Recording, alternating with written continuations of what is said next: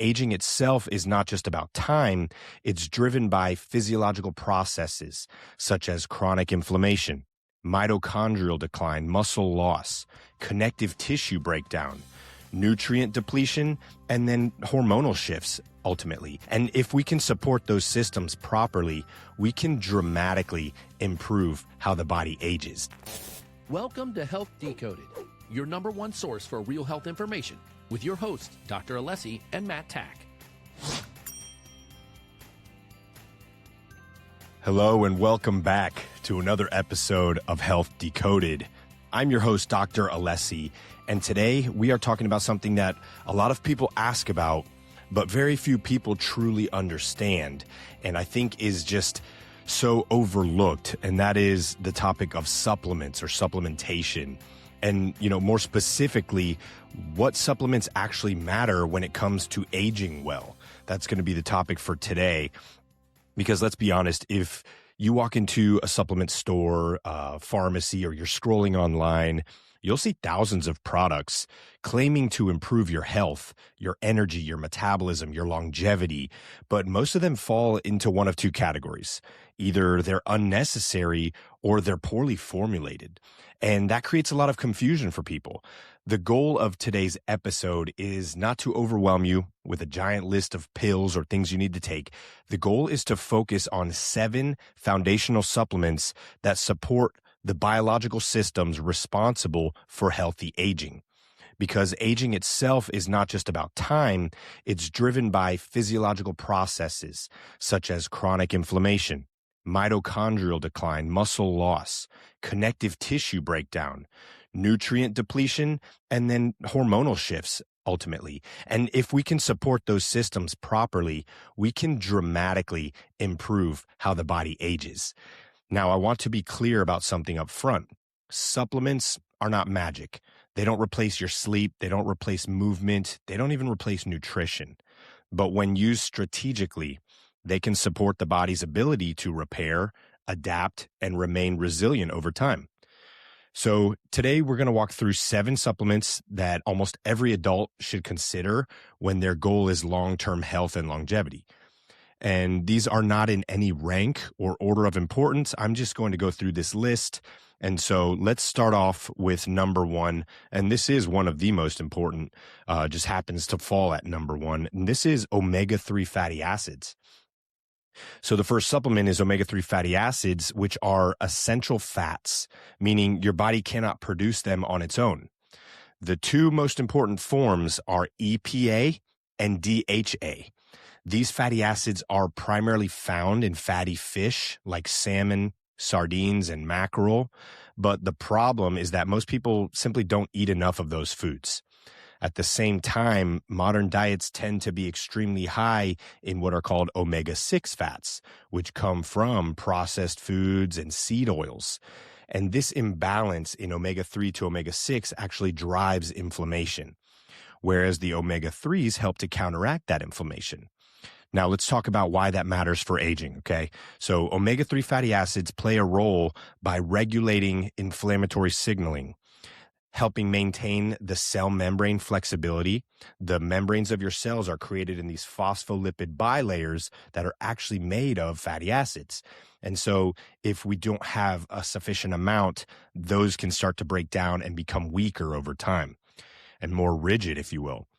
They also work to support cardiovascular health, they protect brain function, and they improve metabolic regulation. For example, your brain is nearly 60% fat. I'm sure you've heard that, and that's why it's so important for young people and children, but also older people to maintain a level of fatty acid content in their blood. DHA is one of the most important structural fats in your neuronal membranes. Research studies, they show that low omega-3 levels are associated with an increased risk of cardiovascular disease, cognitive decline, depression, and chronic inflammation. And so in functional medicine, we always measure something called the omega-3 index, which tells us how much EPA and DHA are actually incorporated into your red blood cells. And so, people always ask, how much should someone take? Because optimal levels can vary. And, to have that lowering risk of disease, what does it look like? And so for most adults, the standard is going to be somewhere around 2 to 4 grams per day of combined EPA and DHA. Higher doses are often used therapeutically when inflammation or triglycerides are elevated, sometimes twice that amount. But that's not for a long term. That's more so for a short term acute approach. Long term, again, 2 to 4 grams can be ideal. And this is something that realistically it's ideal to test rather than just guess and take, willy-nilly. And so knowing what your levels are, what you need to supplement to support those levels, and then go from there. Hey, busy professionals and parents, let me ask you something. Do you need help with your low energy, stubborn weight, brain fog, gut issues, or hormones, but you don't know where to start? Well, you're not alone. And the biggest problem is that modern healthcare is designed to diagnose disease, but often misses the dysfunction that begins years earlier as under the surface symptoms. That's exactly why I created the Functional Medicine Starter System. This is a structured, physician-led process designed to uncover what is actually driving your symptoms, whether it's rooted in gut health, metabolic function, inflammation, nutrient status, or hormonal imbalance. No guessing, no generic protocols, just real data and a clear plan. So if you're tired of searching for answers, but you're not sure how to begin solving your health issues, go to the link in the podcast show notes to learn more about the Functional Medicine Starter System. Because once you have clarity, you can finally start to feel like yourself again. Now, let's get back to the episode. Now, supplement number 2, and this pairs perfectly with omega-3s, is actually vitamin D3 plus K2, and I'll get to that in a minute. So vitamin D is often called a vitamin, but physiologically, it actually behaves more like a hormone. We've spoken on this in the past in episodes about how it is actually essential for the expression of over thousands of genes in the human body. And so when we're deficient in vitamin D, our body is operating at a suboptimal level. Because vitamin D strongly influences your immune system, your bone metabolism, hormone production, inflammation control, strength, and your mood. Yet vitamin D deficiency is one of the most common things we see because modern lifestyle is limiting sun exposure. How much sunscreen can we put on? Wearing long sleeves when we're outside. People have grown to be fearful of getting adequate sunlight. Now, there's a fine line there. You don't want to go sit outside with no cover or anything on you for hours at a time. You can get sunburn, which can then lead to its own issues. However, go outside and get some non-protected sun exposure for 30 to 40 minutes on a daily basis is going to be beneficial for your body. And so the reason it's beneficial is because low vitamin D levels are directly linked to autoimmune disease, things like osteoporosis, body's not having enough bone mineral density, cardiovascular disease, mood disorders like depression, as well as metabolic dysfunction. Now, I spoke on K2. Here's where vitamin K2 comes in, and you often see nowadays the D3 paired with the K2 because vitamin K2 helps direct calcium into the bones and teeth rather than into your arteries. And so without K2, calcium can accumulate in blood vessels and can contribute to vascular calcification or hardening of the arteries. So the combination of D3 plus K2 will support bone health, cardiovascular health, and immune health. For most adults, a typical dose of vitamin D3 would be about 2 to 5,000 IUs or international units daily, paired with vitamin K2 around 90 to 200 micrograms daily. Now, when you are sick, maybe you're going through a stressful time or more recovery is necessary, you can bump that up. Oftentimes we will triple or quadruple that dosage on an acute phase for patients when we're working through something like healing the gut or healing some autoimmune condition. We're going to bump that up. However, testing the blood should tell you, right? So monitoring through blood testing, we'll find that a healthy range is typically somewhere between 50 to 70 nanograms per milliliter. That's where a functional healthy range would be. Now, supplement number 3, magnesium. Magnesium is awesome. This is one of the most underrated nutrients in modern health. Magnesium is responsible for participating in over 300 biochemical reactions in your body. It's involved in muscle contraction and relaxation, nerve signaling, blood sugar regulation, blood pressure control, energy production, and sleep. Yet many adults are deficient. And why is this happening? Because magnesium levels are often affected by stress, consumption of caffeine and alcohol, processed foods, and the fact that our agricultural system is depleted of nutrition. When you have low magnesium levels, people often find they have poor sleep. They get kind of crampy and headaches, anxiety. These things can kind of build up, as well as insulin resistance. This is a big piece when it comes to resetting someone who has like a metabolic syndrome.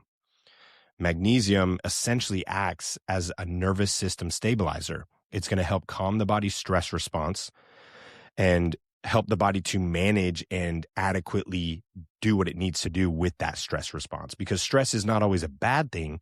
We use things like exercise as a positive stress.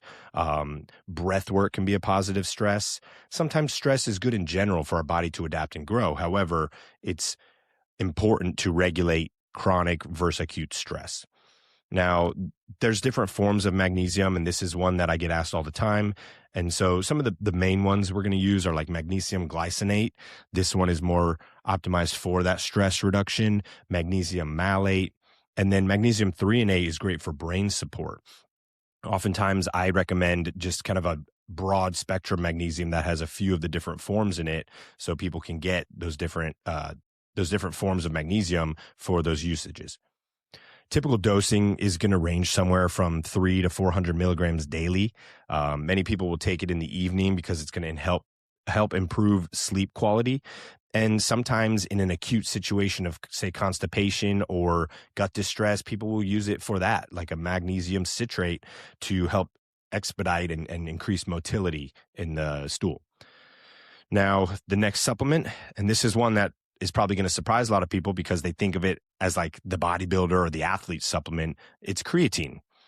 But the reality is that creatine is one of the most researched supplements in all of science. And creatine does this major important function within the body, which is to help produce ATP. ATP is adenosine triphosphate, which is your primary energy currency of your cells. Without ATP, we don't live. It is especially important for tissues with a high energy demand, like muscles and the brain. These are both high energy utilizing systems in your body. As we age, naturally, people are going to lose muscle, and the process is called sarcopenia. I would push back on that this is not a natural thing if we maintain a level of activity. The body shouldn't just start losing muscle. It does decline over time because of that. However, it shouldn't be to the extent of what we see. And what we find is sarcopenia is a major predictor of things like frailty. People who fall have a major injury from just a fall and then, lose quality of life from that. Metabolic disease is a major thing when people have sarcopenia, as well as that loss of independence later in life, unable to walk on their own, do things on their own. And so creatine comes in because it can help support muscle strength, power output, exercise performance, recovery, and brain energy. And so there's a lot of emerging research suggesting the benefits for cognitive health and neuroprotection as well. Now, the standard dose for creatine is going to be somewhere between 3 to 5 grams daily of creatine monohydrate. Some people can get away with doing more. For example, myself, I take 5 grams daily. However, on days where I'm going to be training really hard, I might take 5 or 10 grams in the morning and then another 5 or 10 after. Or days where I've had a really heavy, mentally stressful day. I've done a lot of patient notes, patient appointments, and my brain feels fried out. I'm going to take a little bit extra that day, maybe 10 or 15 grams. They've shown some really cool research on post-concussion, people taking creatine to help boost the brain's energy back up for healing. It's amazing. And so you don't need to load it. That's the old school methodology where people would load creatine, 20, 30 grams a day for a week and then, really build up saturation in the body. It's been shown to be unnecessary. You can just take the standard dose. And despite the outdated myths, creatine has actually been shown to be extremely safe and healthy individuals. So always consult with a doctor or functional medicine doctor if you've had anything like kidney issues or gut issues, making sure creatine's okay to take. However, it has been shown to be extremely safe. And let me just make a quick side note to all of this, that don't ever just start taking something because you heard it on a podcast, because I said it, because someone else told you to. Do your homework, test your blood, find out what your body actually needs, and make educated decisions. You should be autonomous, and you should be an advocate for yourself with your health. Now, getting back to the show here, supplement number 5 on the list that I have is prebiotic and probiotic support. So moving into the gut, your microbiome is an ecosystem. It's home to trillions of bacteria. These microbes are going to influence a lot of functions in the body, such as your immune system, inflammation, how well your body absorbs nutrients and nutrition, as well as hormone metabolism. That's also responsible for production of neurotransmitters, which are cellular signals that go to the brain to control mood, appetite, energy, a lot of other things. And so about 90% of serotonin, which is a neurotransmitter, is produced in your gut. And so when the microbiome becomes imbalanced, it can contribute to mood disorders, metabolic disorders, autoimmune, digestive problems. It's really a whole host of things. We find that the gut is at the base of most chronic issues. And so probiotics are going to provide beneficial bacteria to rebuild that ecosystem. And the prebiotics are the fiber that feed those bacteria. Together, they're going to help maintain balance, because you want an adequate number of specific strains of bacteria. It can get pretty complex at times. So a typical probiotic that someone might take is going to be anywhere from 10 to 15 billion CFUs, which is colony forming units.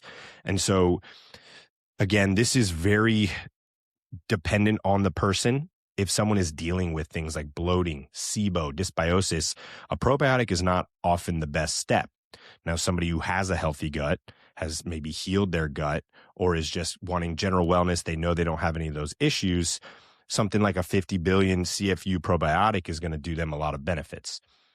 And prebiotic fibers such as inulin, resistant starches, they support the growth of the probiotics.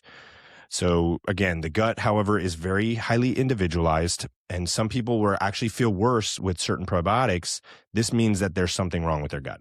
There's some imbalance that then is triggering symptoms, which is where advanced gut testing, such as like our gut zoomer test that we run, is very valuable. And so if that's something that you think you may have or you've dealt with, I tried a probiotic and it actually made me feel worse, even though my friends told me to take it, that requires more insight and data and actually, testing. So that's something that we help a lot of our patients with. Now, supplement number 6, this is an awesome one. And again, one that's maybe a bit more nuanced, but essential amino acids. And I put this on the list because essential amino acids are just that. They are essential. They are proteins, basically are pieces of protein. The next supplement that we're going to get into is essential amino acids. Now, this one is a bit more nuanced, but essential amino acids are exactly that. They are essential for the body. So what are they? Basically, proteins are made of amino acids, and there are 9 essential amino acids that the body cannot produce on its own. These must come from either your diet or supplementation. Now, amino acids are very much important and responsible for muscle repair, your immune system, hormone production, and neurotransmitter synthesis.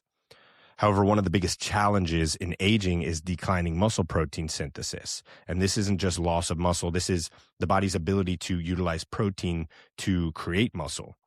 And so even if someone's eating enough protein, their body becomes less efficient at utilizing it. This is where essential amino acid supplementation can help, because it's going to stimulate muscle protein synthesis, especially when paired with resistance training. It does the work of giving you the raw ingredients of the amino acids without your body having to break down the protein first. And so a typical dosing for someone could be about 5 to 10 grams per day. I prefer during or around workouts and between meals to help provide that anabolic stimulus while, we don't have food or nutrition coming in.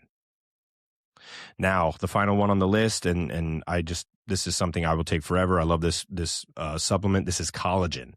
And so collagen is the most abundant protein in the human body. It provides structural integrity for your joints, tendons, ligaments, skin, connective tissue. Unfortunately, what we see is that collagen production begins to decline as early as our late 20s, which then contributes to joint degeneration and tendon injuries, skin aging, and cartilage breakdown. And so supplementing with collagen can provide the specific amino acids like glycine and proline, which are going to support connective tissue repair.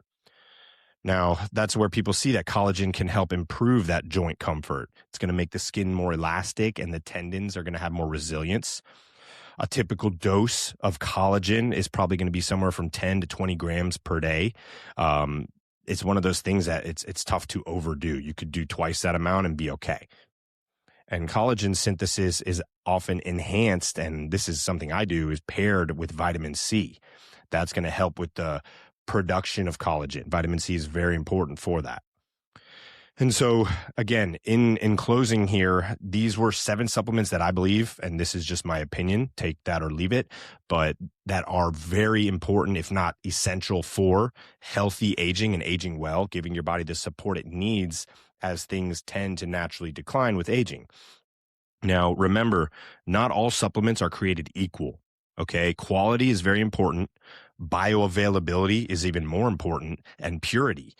But more important than any of that is that not every body is the same. You are not the same as your spouse, as your brother, as your sister.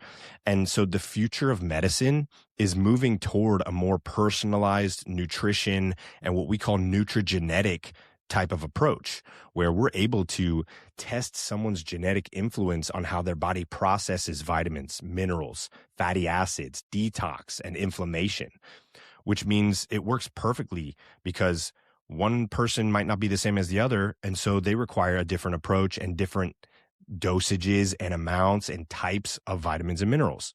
And this is where testing and personalization are really becoming the foundation of modern functional medicine. The goal is not just take supplements and try to cover all your bases. That's 1990s, 2000s stuff. The goal now is to support your physiology intelligently without taking a bunch of things that aren't helping you. And so, in closing here, if we zoom out, the 7 supplements we talked about today, right? The omega-3 fatty acids, vitamin D3 with the K2, magnesium, creatine, pre and probiotics for the gut, as well as essential amino acids and collagen. These are going to help support inflammation control, muscle preservation, mitochondrial energy, connective tissue health, gut balance, and cognitive resilience.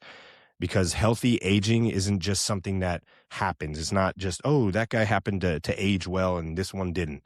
It's the result of supporting your body and consistently over time. And it starts now. The best time to plant a tree was 20 years ago. What's the second best time? It's right now. And so to learn more about how we personalize nutrition, especially using our NutriPro genetic test, go to alessifunctionalhealth.com. You can schedule a consultation with me or one of my other providers, and we can create a personalized plan for lifelong health. Listeners of this podcast, make sure you mention us because you're always going to get exclusive discounts and price reductions on all protocols, tests, and just be sure to mention that you heard about us on the show. As always, I'm going to ask you a favor. If you found value in today's show, please like the show. Please follow us, subscribe, and share this with someone who needs to hear it. Everybody has a friend who has something they're struggling with and doesn't take action on. So if we can help grow this message, we can help change more people's lives. Now, if you want to get in touch with us or if you want to be featured on an episode, we just did a Q&A last week. Email us your questions to ask@alessifxhealth.com. You can also visit alessifunctionalhealth.com, sign up for our newsletter, and make sure you check out our resources page to learn more about our approach to nutrition and cutting-edge therapies. I want to thank you again for tuning in to Health Decoded. I'm Dr. Alessi, and I'll see you on the next one. Thank you for tuning in to Health Decoded, where we break down the truth about all things health and empower you to take charge of your well-being. If you found value in today's episode, please subscribe, leave a review, and share it with someone who needs to hear this. For more resources and personalized support, visit us at alessifunctionalhealth.com and sign up for our newsletter. To hear your questions answered live on the show, send them to ask@alessifxhealth.com. That's ask at ALESSIFXhealth.com. Until next time, stay curious, stay empowered, and remember, your health is in your hands.